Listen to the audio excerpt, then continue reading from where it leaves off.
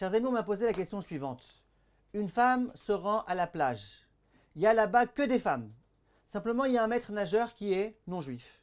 Ou alors, elle se trouve à l'étranger, à un endroit où elle est certaine qu'il n'y a que des non-juifs. Et donc, elle aimerait savoir si elle a le droit de se mettre en maillot de bain, alors qu'il y a des non-juifs qui vont pouvoir la voir. Alors, en deux mots, pourquoi une femme n'a pas le droit de se déshabiller devant un homme? Parce que l'homme qui est juif, il a l'interdit de vélo tatouro achel evafrem vacharei nechem, il n'a pas le droit de regarder une femme qui n'est pas bien habillée. Et donc, elle pose une embûche devant lui. Quand elle se déshabille devant lui, elle fait en sorte qu'il va pouvoir la regarder. Et donc, elle transgresse l'interdit de l'ifné hiver, le titen mirchol. Ne met pas d'embûche devant l'aveugle. Ou en tous les cas, de messaïa bidvar avera. N'aide pas quelqu'un à aller commettre une avera. Ça, c'est le principe d'une façon générale. Question. Est-ce que le non-juif a lui aussi l'interdit de regarder une femme? Viennent les décisionnaires. Le Yefemar E, Siman Kafalef. Le Rav Moshe Sternbourg dans le Ochot Abaïd, page 148.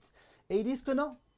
L'interdit du goy de Harayot, il concerne tout type de choses, mais pas le fait de regarder. Le goy, il n'a pas d'interdit de regarder une femme, même si elle n'est pas bien habillée.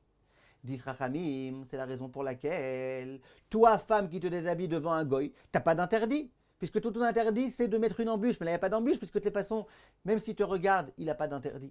Et le Rav Sternbourg, mon maître, qui n'est pas réputé pour être tellement cool, et ben dans Ochot Abaïd, page 148, il dit, si on n'est que entre femmes, le seul problème, c'est le maître nageur qui est, lui, non-juif, j'ai pas dit non-religieux, j'ai dit non-juif, il n'y a pas de problème de se mettre même en maillot de bain devant lui.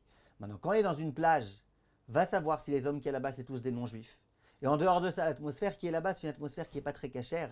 Donc dans tous les cas, ça sera complètement déconseillé. Mais dans un cas où tu es sûr que les seules personnes qui sont là-bas, c'est des femmes, et que les seuls hommes qui sont là-bas, c'est des non-juifs, et que l'atmosphère pourrait s'y prêter, la halakha autorise. Mes chers amis, et à bientôt.